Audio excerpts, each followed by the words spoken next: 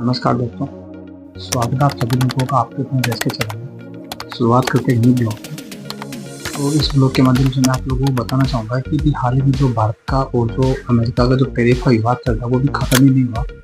उससे पहले जो डोनाल्ड ट्रंप है उन्होंने H-1 वीज़ा है उसको धीरे धीरे सख्त करना शुरू किया। तो बने रहिए मेरे साथ इस ब्लॉग में कैसे डोनाल्ड ट्रंप ने इस वीज़ा को कैसे सख्त किया और सख्त करने से क्या उससे अमेरिका के दुष्परिणाम होने वाले हैं, अपने जो इंडियंस हैं उनसे इसको क्या फ़ायदा होगा। तो बात करते हैं डिटेल से, बने रहिए मेरे साथ इस ब्लॉग में। बात करते हैं सबसे पहले अपन की जो H-1 वीज़ा है, ये वीज़ा है ये वीज़ा दोस्तों आप लोगों का जो अमेरिका में जो हाईली स्किल्ड प्रोफेशन है, जैसे आप लोगों का इंजीनियरिंग हो गया, मैनेजमेंट हो गया, मेडिकल हो गया, उनमें जो हाईली एजुकेटेड जो बंदे हैं उन लोगों को ये वीज़ा दिए।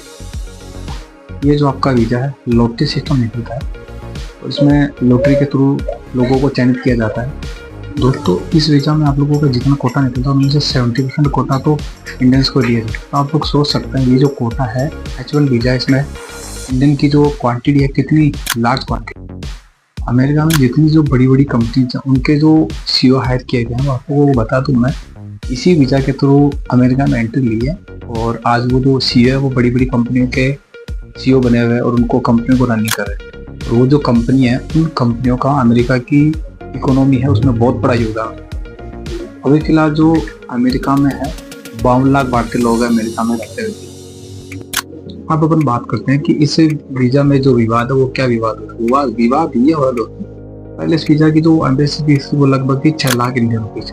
अब उसको जो ट्रम्प सरकार ने बढ़ा के 88 लाख रुपए कर दिया। तो आप लोग सोच सकते हो कि जो इसकी वीज़ा फीस है कितनी बहुत ज़्यादा बढ़ा दी। अब इस वीज़ा में जो नए नियम चेंज हुए हैं वो नए नियम इस प्रकार है, जिन लोगों की हाईली सैलरी है वो इस लॉटरी बेस्ड सिस्टम में 4 बार अपना फॉर्म अप्लाई कर सकते हैं और जिनकी सैलरी कम है वो सिर्फ एक बार ही फॉर्म फिलअप कर सकते हैं। इस वीज़ा की जो एम्बेसी फीस बढ़ा दी गई है, बढ़ाने से आप लोगों को पता होगा कि जो IT सेक्टर के बंदे हैं सबसे ज़्यादा लॉस हुआ उन बंदों को। अमेरिका के जो राष्ट्रपति है डोनाल्ड ट्रंप, वो फर्स्ट नेशन की जो पॉलिसी उसी पे काम कर रहे हैं। उसी की वजह से वो ये चाहते हैं कि अमेरिका के जो भी टैलेंटेड जो युवा है उन लोगों को सबसे पहले मौका दी जाए, उसके बाद में जो अदर जो कंट्रीज है वहाँ से जो वर्कर उनको हायर किया जाए। दोस्तों जो भारत सरकार का जो विदेश मंत्रालय है और जो IT मिनिस्ट्री है, उन्होंने जो अमेरिका में जो भी कंपनीज के जो भी CEO उनसे सजेशन मांगे हैं। तो सजेशन के थ्रू उन्होंने क्या दिया है वो आपको मैं बताना चाहूँगा।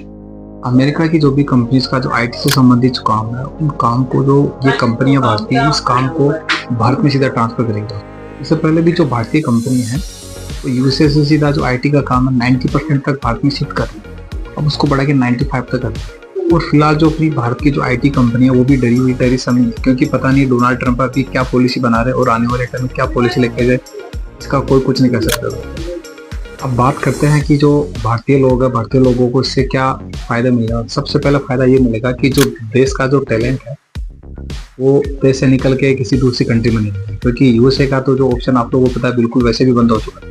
सबसे पहले बात करते हैं जर्मनी। तो 2025 में जो जर्मनी है वो 2 लाख स्किल्ड वर्कर को वीज़ा देगा, जिनमें से स्पेशली भारतीयों को वो हायर करेंगे। लगभग 90,000 वीज़ा अपने भारतीयों को देंगे। नंबर 2 पर बात करते हैं ब्रिटेन की। तो जो ब्रिटेन है, ब्रिटेन आप लोगों का जो हाईली स्किल्ड प्रोफेशन है उन लोगों को काफ़ी हायर करेंगे। तो उसकी राइट नाउ अभी जो फीस है वो चल रही है 90,000। तो आने वाले कुछ समय में जो ब्रिटेन है वो अपनी इस फीस को बिल्कुल भी ख़त्म करने वाला है और जो भारतीय युवा है इसका जो विशेषकर जो प्रभाव भारतीय युवा पर पड़ेगा। ब्रिटेन का ये जो वीज़ा है वो है ग्लोबल टैलेंट वीज़ा है। इसके माध्यम से भारतीय युवा है वो UK के लिए अप्लाई कर सकता है। दोस्तों अब इसमें कौन कौन अप्लाई कर सकता है, वो साइंस, आर्ट, कल्चर एंड जो मैथमेटिक्स वाले युवा है वो इसमें अप्लाई कर सकते हैं। दोस्तों आप लोगों को बताना चाहूँगा चीन भी इसे जो मौका है इसमें बिल्कुल पीछे नहीं है। उसने भी एक नई वीज़ा की कैटेगरी लॉन्च की, K-1 वीज़ा। इस माध्यम से STEM, इसका मतलब है साइंस, टेक्नोलॉजी, इंजीनियरिंग, आप लोगों का मैथमेटिक्स, इससे जो भी युवा बिलोंग कर रहे हैं वो चीन के K-1 वीज़ा के लिए अप्लाई कर सकते हैं। और सबसे बड़ी बात ये, इस वीज़ा के थ्रू चीन में जाने के लिए आपको किसी भी कंपनी से स्पॉन्सरशिप लेटर की बिल्कुल भी ज़रूरत नहीं है। दोस्तों फिर बात करते हैं ताइवान। तो आप लोगों को पता है ताइवान जो कि विश्व का सबसे बड़ा जो सेमीकंडक्टर चिप बनाने वाला देश है, वो भी भारतीय युवाओं को आकर्षित करना चाह रहा है। और इसके साथ कनाडा में भी नई सरकार आई है, वो भी भारतीय युवाओं को आकर्षित कर रही है, वो भी वीज़ा की न्यू कैटेगरी लॉन्च कर रही है।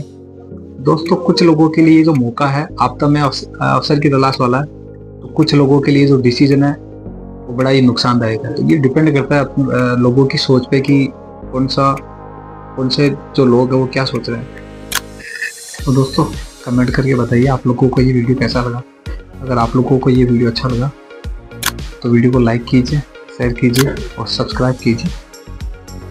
मिलते हैं फिर अगले न्यू ब्लॉग में। तब तक के लिए नमस्कार, जय श्री श्याम, जय भारत माता की।